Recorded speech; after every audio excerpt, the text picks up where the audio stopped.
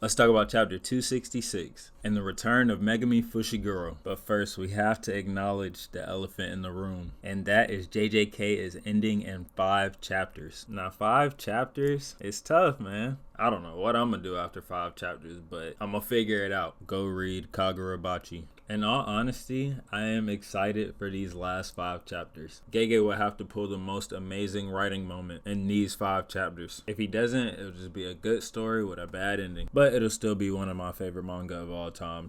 And this is someone whose favorite manga never actually got an ending. Start off this chapter with Megumi Fushiguro. And a lot of y'all boys and girls said this man wasn't gonna return. And Yuji Itadori. With the narrator saying, Itadori, listen to the whispers of Fushiguro's soul. Megumi then says, enough now. I wish to create a world where Sumiki wouldn't have to face unjust suffering. And this goes back to the Cursed Womb arc when Yuji asked Megumi why did he save him, and Megumi said that he didn't want to see a good person die. Even if I failed to make it, at the very least, as long as I'm around, I wanted to sustain such a vulnerable life where I could see it. Eating the meals I prepared out of habit, watching the laundry drying in the sun, and seeing Sumiki walk alongside someone like you, Itadori, in the setting sun. Ah, what blissful moments. But I've had enough now. With Sumiki facing the most unjust punishment, that being put in a coma by Kenjaku, then having Yorozu take over your body, and then you die fighting your brother. And if I'm not mistaken, Sumiki is just like a normal girl, to at least what we know, and she gets mixed into the world of curses unfairly is what Megumi is trying to say here. And his ideal life would just be something like making food,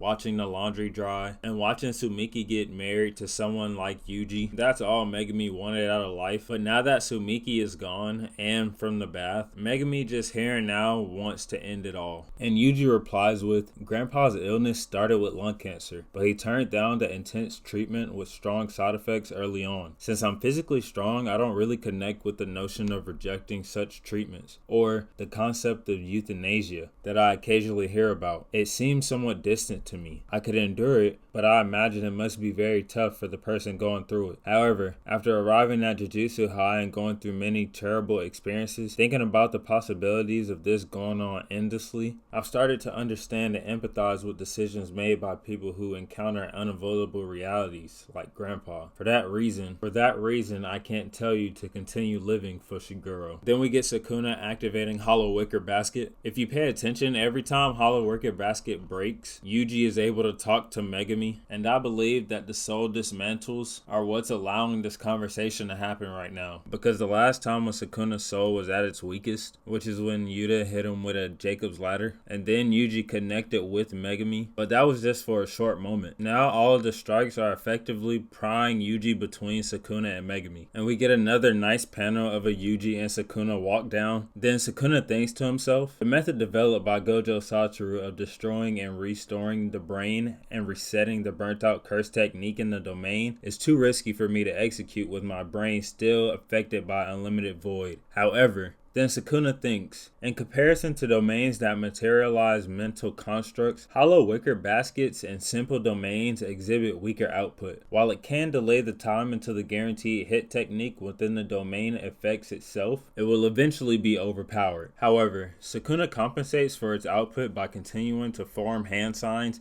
even after activating hollow wicker basket. It allows him to continue fighting without being overpowered by the domain. Basically what the narrator is saying here, compared to domain expansions, hollow wicker basket and simple domains have weaker outputs, and says that these techniques will simply just stall. But we've already known this by now. But Sukuna is special because he has 4 arms, allowing him to continuously use the hand signs, so his simple domain wouldn't be stripped. We then cut to some wonderful Gege choreography. Sukuna throws a right kick which Yuji blocks and starts elbowing his leg. Then Sukuna grabs Yuji and throws him on the ground, knees him in the face, and then delivers a haymaker straight to his face. And this sends Yuji flying across his domain. Then Sukuna, all pumped up, is like, I'm surprised myself. I'm surprised at how furious I became when looked down upon. For treating me with such contemptuous pity, I'm thrilled at the thought of making someone other than you make amends for this. Since Yuji has shown Sukuna pity, he was surprised himself how mad he became when he was looked down upon, and somebody else will pay for Yuji's actions. Basically continuing what he said from the last chapter. Then we look at the flashback to when Megumi was a kid and he's seeing Gojo for the first time. And they say the exact same line of, "What's with that face?" And Yuji with tears in his eyes says, "Nothing. It's just that it won't be as lively without you, Fushiguro." At that moment, we see Sukuna realize that he's being pulled in by the 10 shadows. Sukuna is shocked and thinks to himself, "With Mahoraga destroyed, my 10 shadows rendered non-functional. This is Megumi Fushiguro's. Did the soul that sunk in the bath return to life due to the brat's dismantle?" Sukuna's like, "It's no way that Megumi is still here after all that I did to him." And this is how we know Sukuna's soul is at its weakest point. If Yuji is reaching Megumi through the bath that sunk his soul to the depths, it is safe to say that Sukuna's control over Megumi is slipping because Megumi is able to use his curse technique. And we get confirmation that after Mahoraga was destroyed by Gojo, Sukuna's 10 shadows stopped working.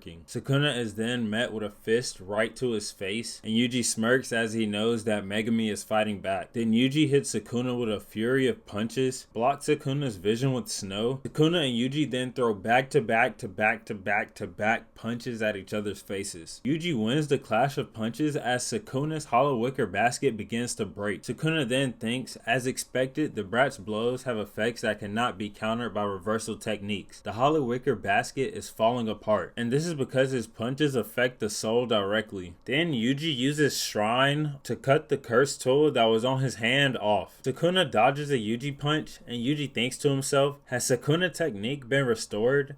It's Master Gojo's. The narrator then tells us that Sukuna is resetting his burnt out technique. Yuji is thinking here that Sukuna used Gojo's way of healing his brain to reset his curse technique, and this allows Sukuna to use domain expansion again. Sukuna is getting desperate because as earlier he said that it's too risky, but now he decides it's worth it. And Yuji then shows his left hand with 2 fingers missing. Then we get the bottom of a long column spiral. As we see, the last panel is a panel of a finger, and my personal theory that this is Yuji's finger, just because the first finger was his pinky, and that's the one Sukuna used to create a cursed object in order to take over Megumi's body. And with pre-time skip Shoko saying that Yuji is akin to a cursed object, he could have learned how to make himself a cursed object. And with Jujutsu rules seeing twins as one and the same soul, Sukuna's twin soul cursed object has the capability of caging him, which is what Yuji is to Sukuna. And if Sukuna is separated from Megumi's soul, he could go to that cursed object because the last essence of his soul is in the cursed object. And it's editing Otaku Talks here. And upon further review, Yuji's finger was not missing pre-time skip. Well, from what we can see. So everything said here was a lie. That's my headcanon theory and I'm sticking with it. These next 5 chapters are going to determine everything. And I can't wait. It's sad, but I can't wait. If you made it all the way to the end of the video, I just want to say thank you. And since you made it to the end of the video, you might as well like, comment, and subscribe. It's been Otaku Talks.